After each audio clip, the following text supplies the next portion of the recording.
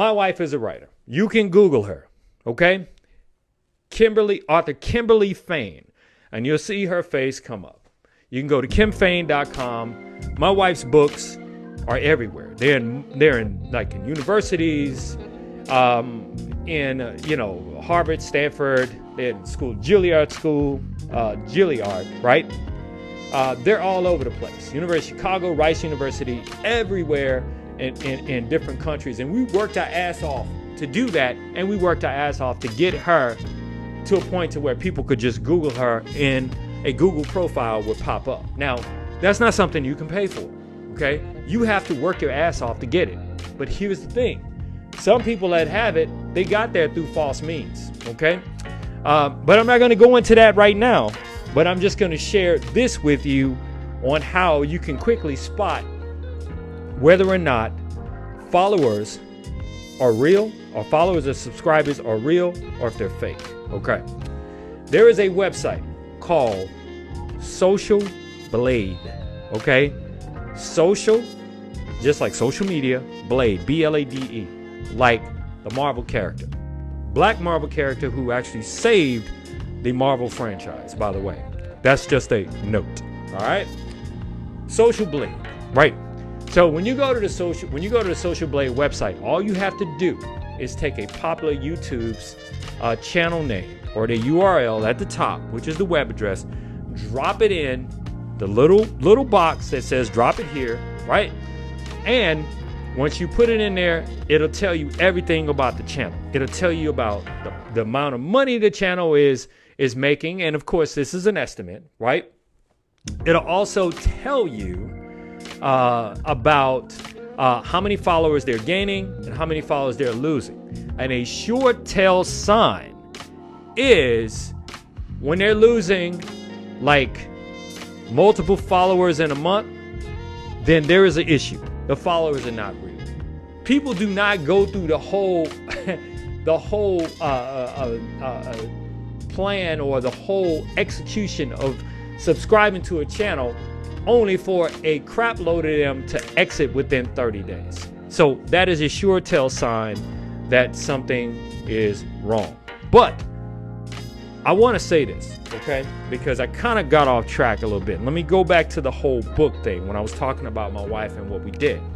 And this is how the whole exposure of fake whatever is and why I actually started doing it. All right. So whenever you sell books on Amazon, right? Many people out there who sell books on Amazon, they self-publish, and that's cool. Being self-published, doing it for yourself, that's great. And it's a fantastic way to do what it is you want to do and to put your message out there. I don't have a problem with that, right? The only thing I do have a problem is when you say, we are, my best-selling book. And a lot of fake gurus do this. And this is how they actually leverage this, because people go to Amazon and they see their book on Amazon and they can buy their book on a barnesandnoble.com, right?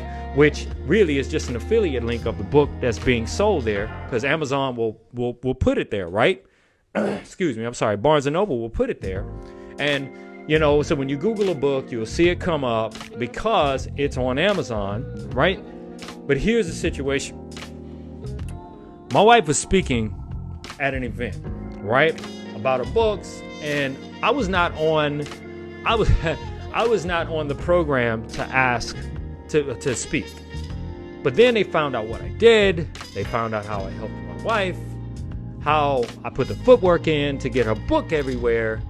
And they said, well, can you stand up and, and kind of share some marketing strategies and some strategies about, getting your book published and distributed everywhere, right? And so I got up, and the first thing I said was, please do not say that you are a bestseller when you're not, because we know when you're lying. And I went on to explain the software that we use to track what books are selling across what platforms and how many books and what's the estimated revenue, etc. Now, there's certain things we can track and certain things that we can't track. But when you have a self-published book and you say using some kind of creative space or something like that on Amazon, we can easily tell how much you're selling, and we can easily tell how much you're getting paid based on what Amazon will pay you for publishing a book. And little did I know, there was a guy in the audience who has been living his entire existence off of his self-published books, right? And he's talked about his Amazon bestseller, et cetera, et cetera, et cetera. And I'm like, when I said that, I made an enemy that day. Okay? I made an enemy even though I did not know that he was doing that. Did not know it. But I just simply shared that authenticity is key to, one, getting respect, and two, getting your book into places that are legitimate, okay? And not just selling on Amazon, which is nothing wrong with that, right? And so because I said that, I made an enemy that day, and, that person's me, but I don't give a shit. I really don't, because it was not directed toward that person. Your feelings, your inadequacies, your insecurities about yourself has nothing to do with me. I was just simply sharing some of my marketing strategies and what not to say to a place, like say if we were trying to get into Houston Public Libraries. We're not going to say, we've sold 1,000 books. You know what I mean? We're not going to say that, because if we say that, they're going to check. And if we're lying to them, then guess what? We're not going to get our book in there. Okay? So anyway, back to the original point. Be authentic.